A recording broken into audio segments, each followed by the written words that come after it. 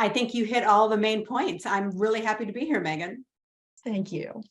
All right, now we are going to be talking about embracing your worth, determining, increasing, and embracing your value in the workplace. So to get us started, could you kind of lay some of the groundwork out for us? What do you think people should know, especially Latinx people should know about, embracing their worth?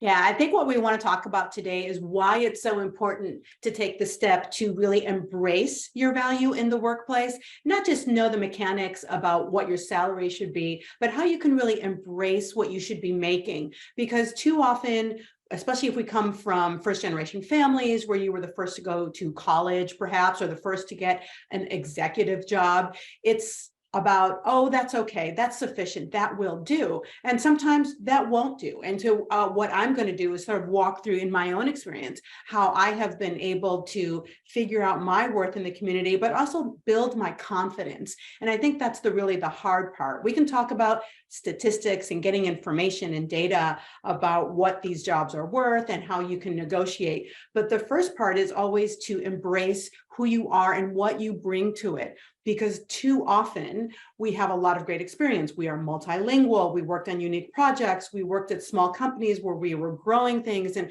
we have a lot of sort of intangibles. And those things can come into play during your negotiation. And I also want to emphasize why it's so critical to get the most out of your salary negotiation, especially the more junior you are in your career, although it's important at any time, but it's negotiating for that extra pay. Because I look at an example, if you make $100,000 and you negotiate for an extra $10,000, it's not just that $10,000, because $100,000 a year over 5 years, maybe with raises, you end up making 117. But if you made and negotiated for 110,000, then over 5 years, that would be 129, not to mention the match and bonuses, which are often based on salary. So we really want to emphasize that it's important to embrace who you are at all times of your career, in good and in bad, because you might get laid off. There's been a lot of changes and upheaval in corporate America, and you might be caught off guard. So it's important for you to come from a place of strength. And that's really hard to do when there's been a layoff or some type of change that you were not expecting. And then even when you are riding high, it's also critical to know what you're worth, because perhaps that is time to negotiate a bonus. That is time to renegotiate your salary after you've just launched a new product or you did something really super valuable at the company. So we want to talk about some of those things. We'll talk about some of the mechanics today. We'll also talk about that comfort level, or really that discomfort that a lot of people have around money. And we don't want that to hold you back. So I'm happy to jump in at this point at any time and see what questions the group might have. Heck yeah. If you have questions at any point, please feel free, send them in. San Maya is going to be in the chat, keeping an eye on things. I'll be diving in and out as well. So yeah, if you have questions or you want us to go in deeper on any of these subjects, please feel free to shout it out in the chat. All right, so let's talk money. How can people figure out the salary that they deserve? I think I deserve $40 million just for getting out of bed, but let's be realistic. I'm probably not going to get that. So, same. But yeah. I think that your example is really perfect. So the first thing you want to do is you want to get the data, and then you want to calibrate it with your experience. And so there are plenty of websites. Of course, I actually like Monster and PayScale. The website Glassdoor got really popular really fast because of their salary data, but you always have to take it with a grain of salt, because Glassdoor, for instance, will only let you see data if you enter data. So I sometimes fear that people will just give a review real quick, and it's not really the whole story. Or on some websites, people take it out on the company. They had a really bad experience working for a company, and so they're going to let you have it on Glassdoor. So you really want to get the data. Now, a lot of folks from Power to Fly are in New York. I'm in California. Both of these states have a variety of pay transparency laws, and not all states have them, and it varies. Like in New York, I think there's different things for New York City versus the rest of the state. But you wanted to Google search pay transparency laws and see what your state has, because in the state of California, if I post a job for a financial analyst, I have to state the range. So only 10 states have this, but if you think about New York and California, that's 20% of the population. So that's a pretty good guide. And those two states also have very, very high costs of living. So you're more likely to get high ranges. So you just start with some data. And then you try to calibrate it on what you offer. Maybe you are a little junior. Maybe you don't have the 5 to 10 years of experience they're looking for, but maybe you have a language, or maybe you have a unique experience that you think could be credible. So what you need to do is sort of get the data, and you could also ask around. This is no problem, like going to your friends and saying, hey, I'm interested in this job. Does anyone know about how Wells Fargo pays or what these jobs should be paying? I do find that today's generation, people like millennials and younger, are much more open talking about money than other generations. So take advantage of that. Do your research, find some metrics, and then really compare your experience to that job opening and say, okay, well, I meet these things, but I also have these 2 or 3 things. So I definitely want to go in for the high range, or even if you're coming in at the low range, at least you know what you have to offer. And then we can talk later too about the other things, the non-salary perks and things that you can negotiate for, and why taking a job at the low end of the range might be the best step for you. Yeah.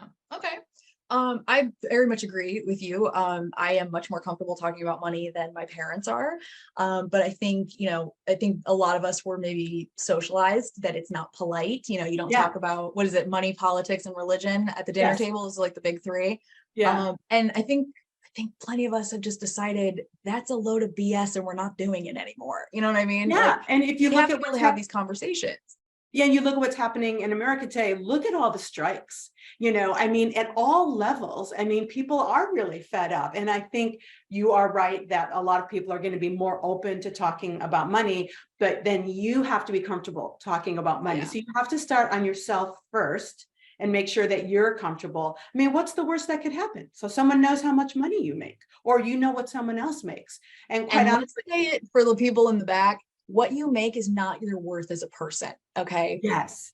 Actually, I just did a post about this in my email yesterday because the title of this seminar is Embracing Your Worth in the Marketplace. No one's going to tell me how much I'm worth on this planet.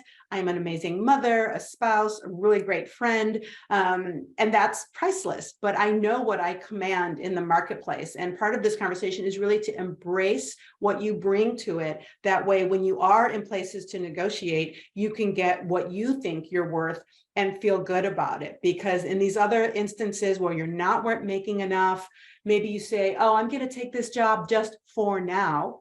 You might have to define for now so it doesn't drain you 5 years later.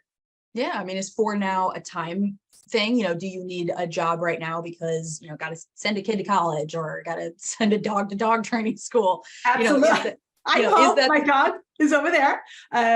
No, but this is a really good point. And I just want to jump into this one now because it backfired for a friend of mine. She stayed at a job and she did an okay job. She was making 6 figures, but she was a finance manager. And she stayed at this job because it was close to home and her husband did a lot of travel. So she was the one shepherding the kids back and forth. But she said, you know what, it's fine. I will do this until the kids get older. Sure enough, the kids got older, they were driving. She started looking for chief financial officer positions.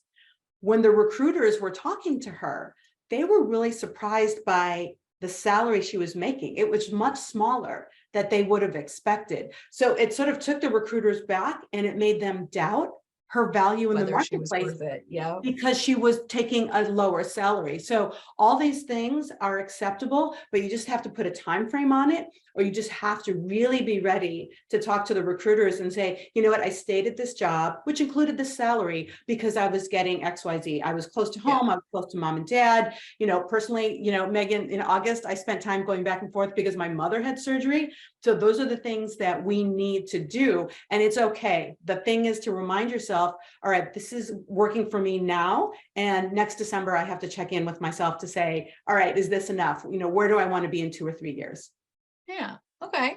Now, as we're trying to coach people to really ask for what they believe they're worth, is there anything else people should know when they're trying to come up with those numbers, or they're trying to kind of gear themselves up to have these conversations? Should they know something about where to get the data like we talked about?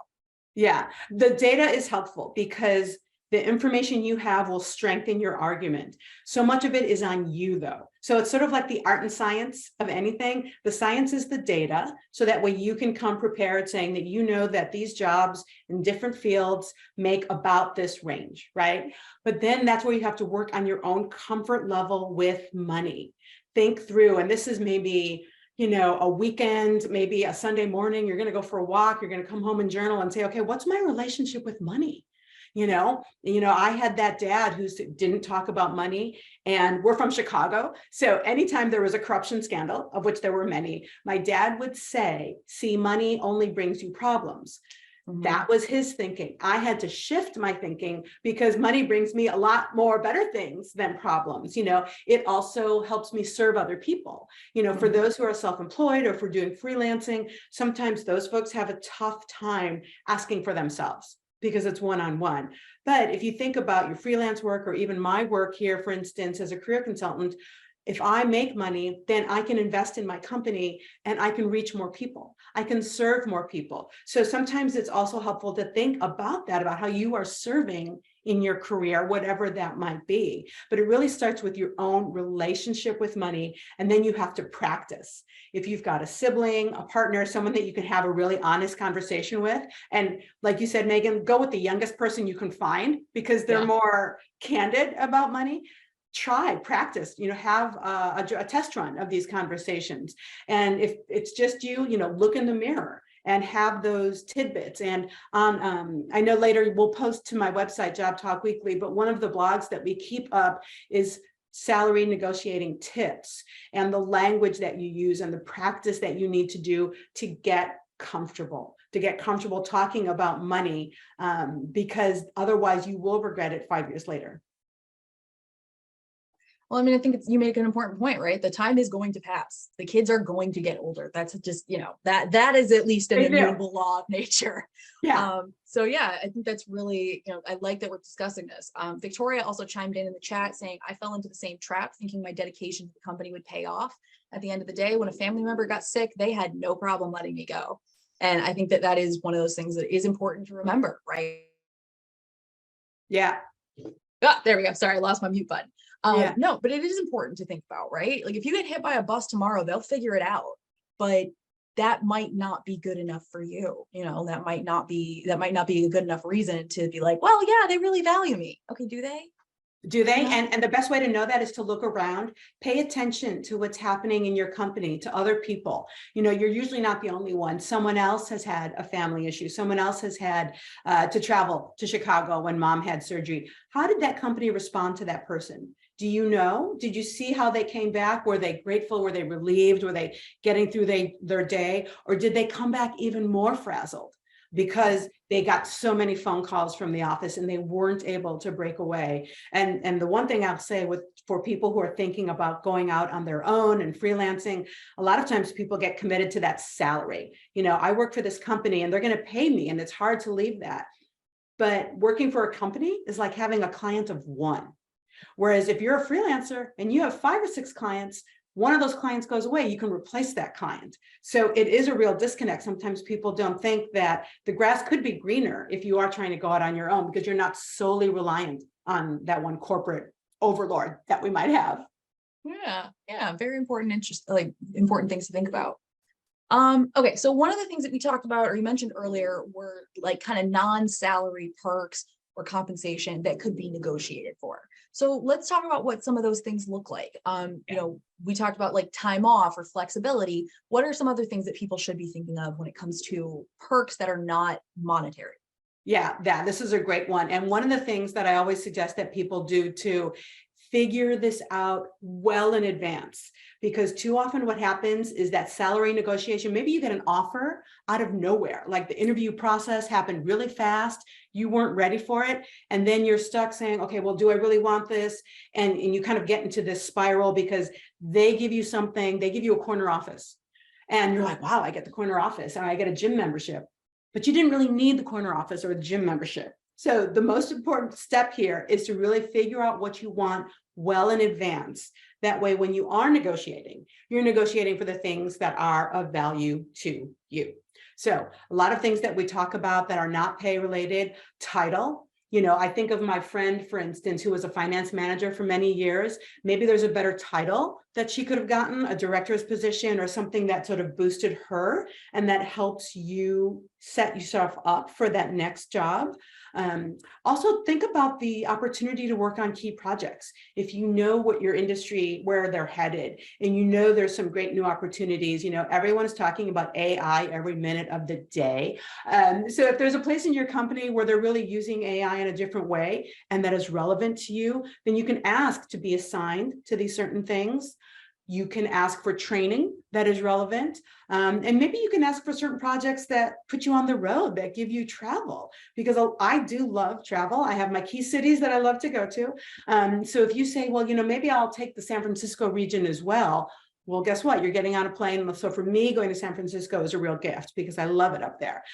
So those are some of the non-pay things that you might want to think about, the real quality of the job, the real professional opportunities that help you in 5 years from now. And then when it does come to pay, are there bonus structures at the company? And then maybe this is one that has worked before too. Let's say you're negotiating and you're just at 100,000 and they won't budge and you really want more. You say, okay, well, that would be interesting. Can we, if I start on January 1st, can we revisit the pay 6 months in? Now that's a little bit of a risk because you might revisit the pay and there's no change to it. But those are all the things that you can definitely ask for.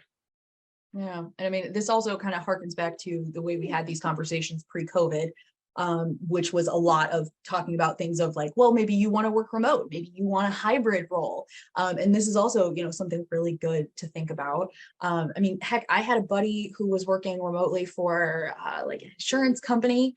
And one of the things that he negotiated for was a meal delivery, like a meal service, because he was like, I'm serious. So the company had like, they're California based, and a lot of the stuff they had was like, like free meals in the office, like literally free meals, like breakfast, lunch, and dinner if you wanted to get it for free. Seriously. And so he was like, hey, that's really great. And I love this idea, but like, I'm in Cleveland. So how am I going to partake in this? And he basically was like, hey, I can't partake in this, but it is something you provide for everybody else. This is the service that I use. Would this be an acceptable substitute since I can't take advantage of this perk? And they said yes. So, it could truly like think outside the box, think about some of the things that like, if they truly, there we go. If they truly can't move on the money factor, what are some other areas that could improve your life that could be something that could be negotiated for? Well, and what I love about what your friend did is he looked at it almost from an equity lens. This is what the employees in corporate are getting. And this happens a lot. I've seen this also over here at USC, where I used to work and where my husband works. There's the main university campus. And then there are all these satellites all over, these different medical offices. But if you live in Pasadena, if you work in the Pasadena office, you can't take advantage of the bonus days that they have on campus. So what he did was figure out a way to say, this is what you provide the most of the people who are on the main campus. So how can we deliver that for people who are remote? I think he actually gave them a brilliant idea. Heck yeah, I think that's a really good idea. Yeah. And I will say, you mentioned remote and work from home. 5 years ago, that would have been such a perk. Right.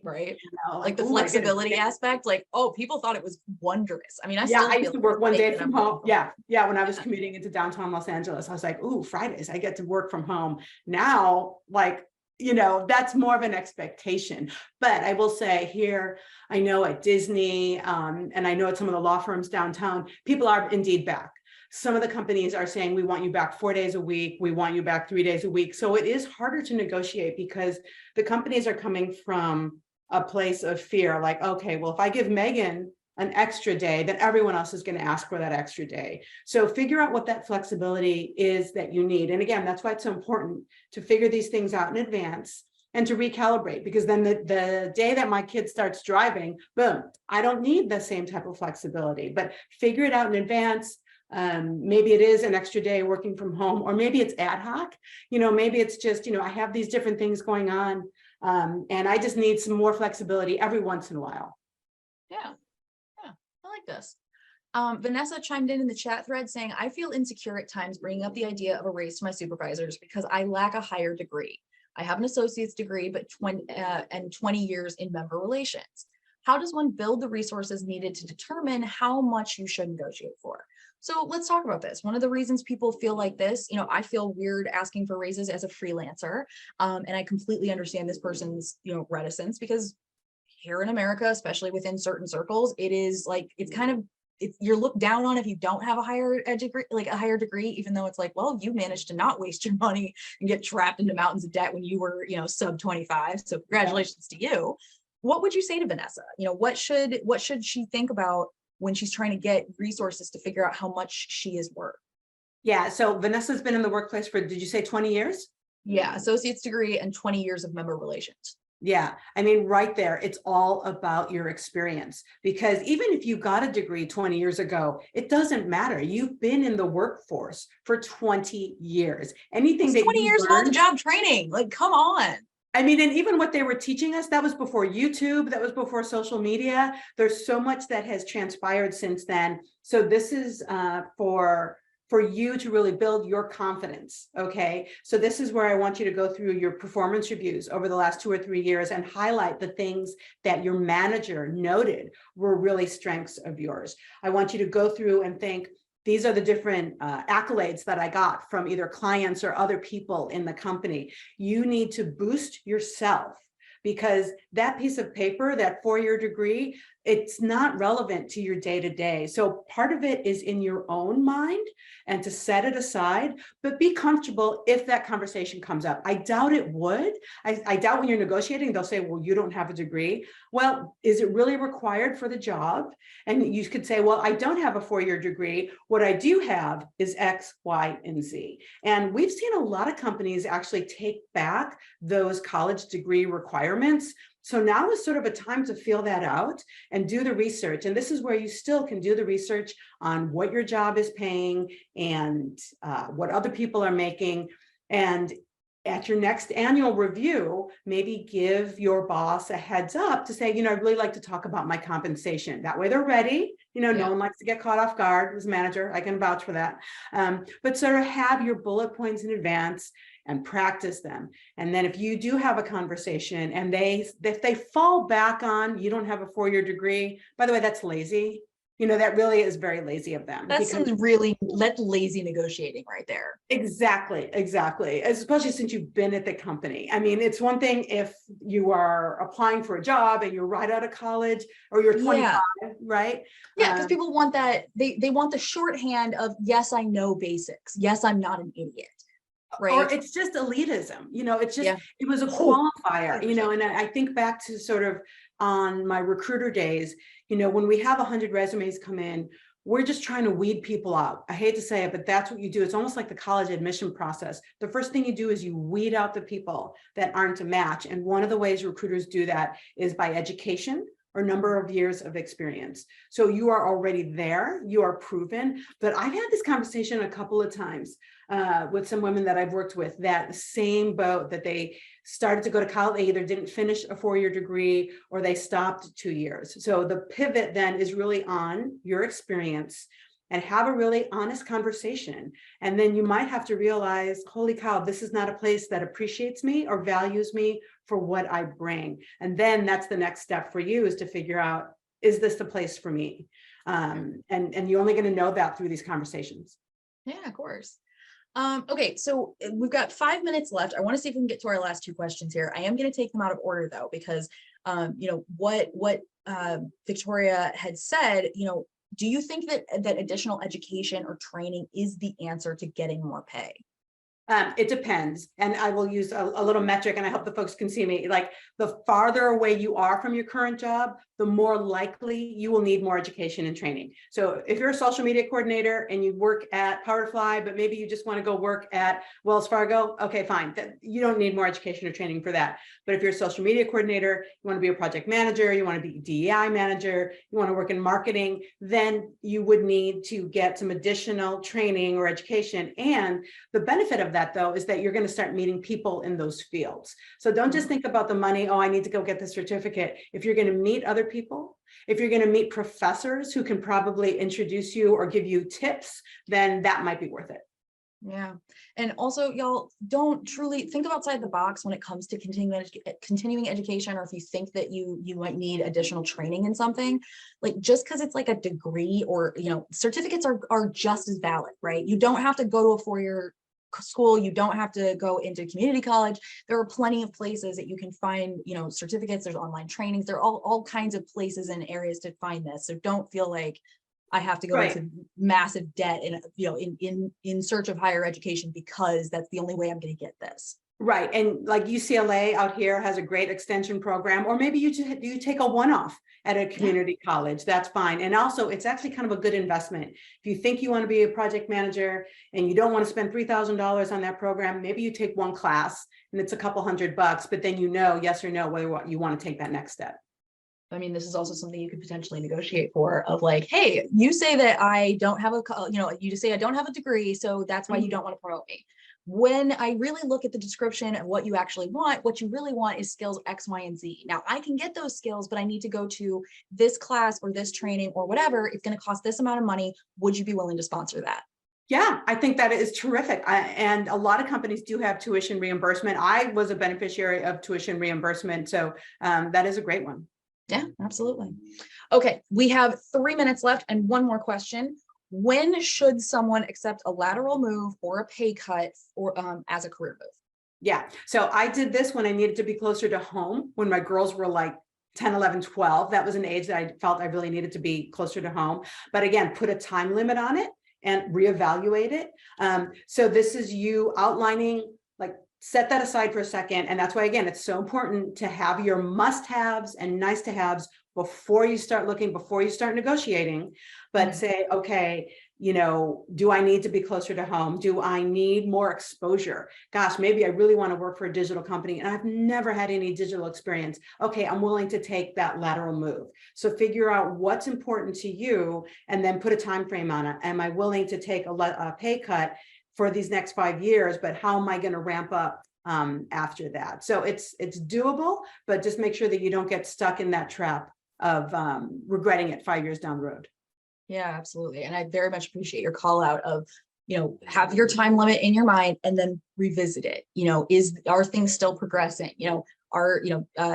The situation might have been one way 3 years ago and the timeline is 5 years, but now it's a little bit different. So let's like kind of reassess, revisit the timeline, figure out what other variables might have changed.